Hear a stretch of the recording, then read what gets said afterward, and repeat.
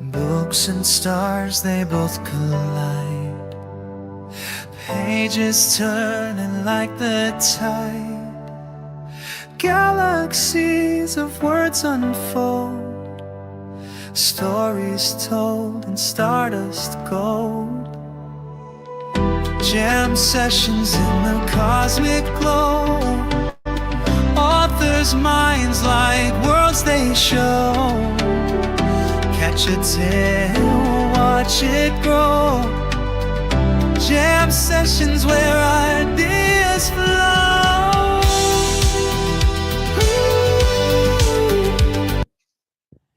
Hello, hello, hello. Welcome back, crazy babies, to another episode of Jam Sessions. I am super excited today to have with me Mr. John Willems. He is the author of a fantastic book that is out now called Christmas in Pandemonium. He's one of the authors at I Ain't Your Marionette Publishing House. How are you, Mr. Willems? I'm doing just great. How are you doing today, Joe? Fantastic. We are grateful to have you on, and we can't wait to hear a little bit about Christmas in Pandemonium. I think it's a great book, and it's just out now in time for the holidays, both Christmas and Halloween. If you like that genre, this is definitely the book for you. Tell us real quick what Christmas in Pandemonium is.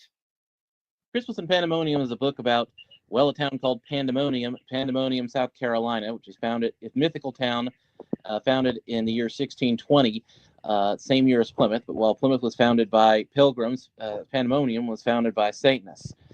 Okay. Town founded by Satanists called the Witches, and they're brought to the New World by a group of disreputable pirates called the Strangers. They are first at each other's throats, but eventually they find a way to get along if an enemy, the Indian tribe. You cut out right there. You said they found a way to get along after what? Being threatened by a common enemy, a local Indian tribe. And Okay. they found a town. It's still there 400 years later. It's grown a lot. It's got some different kinds of people in it now. But the strangers and the witches are still there. But society's changed a lot. The witches are the most lackadaisical Satanists you could imagine. They don't practice human sacrifice anymore. They sacrifice a bug every to their dark lord below, who they may or may not actually believe in. The strangers, they founded their own church, which they have now sold to a crooked televangelist who who sells the prosperity gospel to his online congregation, Miles Simon. Simon comes to town, buys the stranger church, the name and intellectual property, including the buildings and everything. And then he pays the satanic high priest to put a curse on him so that he will get attention from his flock. And when he's there, he discovers that the strangers actually have a vampire in their basement called Theophilus. Theo is short, and he can hypnotize people. So Mr. Simon asks Theo, "Why don't you hypnotize people into giving me money?" Theo turns him down because it's a scam, and he's not up for that. But then Simon finds out that Theo's vampiric rival, he's not the only vampire in the world, can also hypnotize people, but he needs to be resurrected with an act of human sacrifice. So, Yep, Simon goes about doing it. Not going to give away too much, but now the Scratch is up and about. He's got other plans than what Mr. Simon would like to do, and now the locals have got to put him down, and that's the basic premise of the story. As fantastic and wonderful as it sounds, in today's climate, it almost doesn't seem too fictional anymore. Nope. So I think it's divinely timing of its release here. Now, let me dive right into some questions here. So Christmas in Pandemonium, it takes something as pure and as communal as Christmas, and it places it in a fractured, almost apocalyptic mirror. So what would you say as the author is the moment or memory that first lit the fuse for this story? The inspiration for Christmas in Pandemonium and all of Pandemonium is Brother James Lindsay. He's a Benedictine monk was teaching at Subiaco Academy. He's still at the Abbey. I went to a Catholic boarding school for high school, He was our religion teacher freshman year. Every Friday, rather than teaching us religion, he'd show us old monster movies from the old Universal monster movies from the 1930s. So he is my enduring inspiration for for all Pandemonium thoughts, books, whatever that come forward. This is just the first one. That's awesome. I think that's such a cool story. Some might say, let's hope he doesn't get in trouble now for you spilling the beans that he used to show you the horror movies. But in a way, he did exactly what he was supposed to do. He took such a young mind and inspired such a lifelong thing through literature. And so I don't think there's a better example of teaching than that. Yeah, that's the thing, is that those old horror stories, they actually have a lot of deep themes about religion and modern society. That's why they were written in the Victorian age. Movies, stories like Frankenstein and Dracula. Oh yeah. How does man's relationship with God change in this new modern world where we seemingly have more control over nature than nature has over us? How do we relate to a creator that sometimes seems a little uncaring and distant to us, not unlike Dr. Frankenstein? Mm-hmm. What about that guy Satan, who is hanging around the rafters like Dracula? So right. Dracula really means son of the devil. So the symbolism in that story wasn't even all that deep. Right. He's very clearly a character based on Satan. Frankenstein's monster was based on Milton's Satan. He was very clearly meant to be a more sympathetic devil. Right. Well, and I've always been fascinated by Mary Shelley's Frankenstein. That is such a phenomenal story, and there are so many layers, and it is such a mirror to humanity. What better way to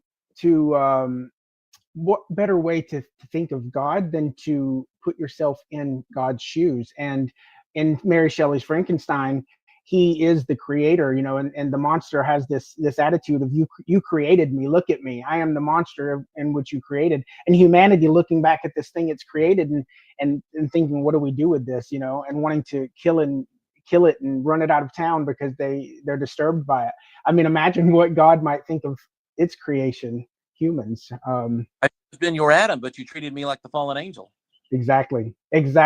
So I think that's phenomenal, and I love books like this. I love genres like this. I was super excited to partner with you on this project, and I think people are in for a treat to get this book. And with Christmas coming, it gives me those vibes. I've said to Mary, the head publisher with I Ain't Your Marionette. She's actually the founder, but I've said to her, this gives me the vibes of like. The old Christmas horror movies like the Gremlins. You've just got that dark themed Christmas music. I love that. Yeah. Now the story the story plays with faith and madness almost interchangeably. Do you see Pandemonium as a place where religion fails, or where it finally reveals its truest form? Pandemonium is not the place where religion fails so much as it's the place where people have to deal with the fact that religion failed 400 years ago, when we're still having to figure out, how to make sense of the world. The world used to be based around religion. That was what the world was like in between the fall of the Roman Empire and the Protestant Reformation. But then what happened was that the Protestant Reformation brings about these wars of religion that basically makes it impossible to found any kind of large, diverse society, as was typically existed, on religion as a unifying element. And so that we have to deal with the fallout of that. In Pandemonium, they can't really base their town on a shared religion because they don't have one. They have to start off with one half of the town worships Satan. The other half are these pirates who turn into fundamentalist Christians overnight when they witness an act of human sacrifice. Later, some other groups of people, the Zayev, are a group, are a Jewish sect that immigrate there in the 1890s. They may transform into big wolf creatures on the full moon once a month. Also, you have may or may not. You've got a group of there's African Americans there, people who were brought there originally as slaves, called the field hands. So there are four groups in Pandemonium, and they each have their own religious tradition. Okay. It seems to have so many unique qualities to it, while also doing like what we've just referred to Mary Shelley's Frankenstein and other great books doing, which is holding up a mirror back to humanity and seeing through a creative literary lens um, undertones that are playing out in our actual society. I think you've done a great job of interweaving that. Now, the book's atmosphere feels like a carol, almost like a Christmas carol, sung in a haunted cathedral. It's familiar yet frightening. So, how did you approach balancing beauty and horror in your writing process? Okay. So beauty and horror are just two sides of the same coin. You just have to go back to those same old monster movies that we talked about earlier. Uh, was there anything more beautiful than the horror in those films? And the reason being is that you just have to kind of realize what horror is. It's when something that is beautiful kind of turns bad. It's almost like there's a substance there that turns into a cavity, or a sun that collapses into a star. And so when in horror, horror is characterized by darkness. Darkness, if you look at it from the standpoint of physics, is just the absence of light. And Mm-hmm. so the dark and stormy night, it's dark because the sun is down. There's the absence of something that is normally there, or at least normally there during 2/3 of the day in most parts of the world. But that's I get death is a constant theme in horror. It's the absence of life, Mm-hmm. something that that is what the substance of something beautiful that should be there. Right. So the way that you balance that out is that you first have to have in mind what the healthy substance is that normally is there, and then you have to portray it in such a way that it's absent in a way that's apparent to the reader. Yes, that's very well put. And I love that you refer to the concepts of darkness being nothing more than the absence of light. I've used that reference before when it comes to temperature, heat. A lot of people don't know this, but cold and heat only heat exists. Cold doesn't exist. It's only the absence of heat. It's a result of heat being absent. So it's interesting that you point that out, and I think that that is a, a horrifically beautiful way to put it. Pun intended. So now in the book, each character seems to embody a different shade of hope and corruption. Were any of these characters born from real people or personal experiences that you've transformed into fiction? Not many of them were based on people I've met in real life. A lot of them are based on various historical figures I have a kind of mental image of. Father Gabe Strobel, who was the priest who gets sent to Pandemonium to manage to manage the Catholic Church there that nobody really goes to. He's based on a priest I often sometimes watch on YouTube. He's a young guy and has the same physical characteristics. Atticus McDonald is another big character in the story. He's kind of imagined based on C.S. Lewis, or rather what I would imagine C.S. Lewis actually being like. Okay. Miles Simon is based on a lot of different prosperity gospel preachers. The Scratch, kind of, the main antagonist, kind of took a lot of elements from Oliver Cromwell as a historical figure. They all Mhm. bear shades of hope and corruption, as you put it, because they're all people, and people are by their very nature a mix of good and bad. Most of them are. I think Scratch at this point is pretty much all bad, but he's been an undead for 400 years, so I don't know if that counts so much. Right. What do you expect? Expect, but yeah, Well, through those examples I gave, Father Gabe, he's very sincere in his faith, but he's a really bad evangelist to this place he's been sent to, because objectively he almost kind of resents the town's existence, because because it treats the thing that he's made the most important in his life, which is religion, almost unimportant. Well, they had to, in a sense, religion almost has to be unimportant in Pandemonium, because otherwise the city couldn't exist. right. Yeah. So Atticus McDonald, you'll get to know him. He can be a little rough around the edges to the point where he will sometimes tell a convenient lie, or play a practical joke on somebody. Not the sort of thing that you would typically expect from the pastor.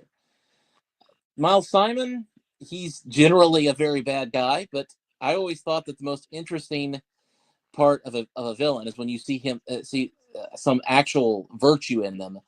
And I think that at one point, he has an illegitimate son, and Scratch tells him, "You thought about marrying her mother, but you didn't, and you keep the engagement ring in your pocket wherever you go." And he actually has to, and sure enough, he actually takes it out of his pocket. He actually does have it in his pocket. So I think it's when the villain actually shows a spark of what that they could have been good in another life, or that if they only made a different decision, that's when they become an interesting character. Right. Oh, absolutely. And I think that you've done a wonderful job in giving these fictional characters that that not polarized existence, but almost a combination of both of them, allowing it to be seen that there can be some virtue in a villain, and there also can be some questionable behavior in that person that's viewed as righteous or good. And in our skewed, even as humans, we have such a skewed perspective even of what good and bad is. Before we can even label something good or bad, we have to dive into the psychology behind why we've come to even understand or perceive what we perceive as good and bad in the first place. So I think that is a cool layer that people will get to peel through in reading your book. Now, Christmas usually symbolizes light, overcoming darkness. And in your story, that theme feels almost inverted, almost as if the light itself becomes dangerous. So was that intentional? Was it social commentary, or was it a spiritual metaphor? Both, but I would say it's less that light becomes dangerous and more that light and darkness come from unexpected and counterintuitive places. And normally in a Christmas story like this, people like preachers and pastors would be these bright shining stars of which goodness and light emanate from. But the two villains are religious leaders. Miles Simon and ultimately Scratch are both religious leaders in their own right, and they both are less like bright shining stars and more like, once again, those black holes that seem to suck light towards them and just envelop the world in darkness. On the other hand, there are characters like Theo and who's the town vampire I mentioned earlier, and the Davis family, who are part of the witches, who are would normally be considered archetypes of evil, but are very humane and moral people in the story. And those kind of inversions just they exist to show that oftentimes goodness and badness, light and dark, don't always come from the places we expect, and sometimes the angel of light that you have been trained to look for is kind of a trap. And there's one character, Calvin Lucas, who first makes contact with Scratch from the great beyond, and in that Scratch kind of gets a hold of him by convincing him that, I'm your friend. I'm gonna help you get the things you want in life. You just need to cooperate with me. Exactly. And once you've fallen for the parade ground exercise of the demon becoming an angel of light, you're likely to find yourself in all sorts of bad places. Right. And I think that's really cool, and that theme is actually touched on in so many places that we're not even aware of in entertainment. What comes to mind is like the Batman and Joker duo. It was because of the horrible experience of Batman's parents dying that he became Batman to even go after the Joker, but it was the Joker's existence that gave way to that event happening in the alley. So there's a theory, and I forget it. I forget the name of the theory right off the top of my head, but basically the theory is that the universe gave way to us so that we could create it. So it created us so that we could create it. And so we keep creating each other in this endless loop. So that kind of is what comes to mind as you describe that. I mean, even the darkest place is where you learn to appreciate the brightest light. You can't flip a switch and appreciate that light unless you first entered a dark room. So can they exist without each other? Well, no, light is, as you say, darkness is just the absence. It's just the absence of light. And you mentioned Batman and the Joker. It seems that the difference between the two of them is that if you've ever heard of the infamous the Killing Joke comic, where Joker it talks about what actually happened to him to make him that way. That he had just had his wife was killed by members of the mob who he owed money to, and it drove him insane. So basically, he's not like Batman, who had his parents died. The Joker had to would do something awful as well. And the difference being is how they reacted to that very same situation. And the Joker develops this philosophy that one bad day is enough to drive anyone crazy, which for Bruce Wayne, he's the exact refutation of that. And I think that the difference between the two of them, once again, is the presence or absence of an Alfred figure, someone who is able to guide that person when they are in that have that terrible experience, to understand it and to how to respond appropriately when something awful happens to us. Right. The suffering can either ennoble people or it can drive them insane. And the question and why some people respond one way and why some people respond to the other, it largely has to do with the guidance that they receive from the people around them. Bruce Wayne was pretty fortunate to have a guy like Alfred Pennyworth in his life. Jack White or whatever alias the Joker has probably didn't have that person after his wife died. So he didn't know how to really respond other than to lash out at society. Right. Well, I think that is an interesting factor to factor in, is the presence of another force that may be able to influence or support that person in the path they take from the experience they have. So that's a good point to make there. Now, so when readers close the book, Christmas in Pandemonium, because I know they're going to go get it, and I know they're going to want to read about it. You've got Christmas, you've got Halloween, you've got werewolves, you've got vampires, you've got religion. I mean, it touches on themes like the righteous gemstones that is so popular right now. So I know they're going to go get the book. So when readers close the book after having finished reading Christmas in Pandemonium, what emotional residue do you hope to remain with them? Do you hope that they walk away in awe, in discomfort, in redemption, or something entirely else? I want the reader to come away with the impression that the world is not ultimately something under his or her control, but that that's not necessarily a bad thing.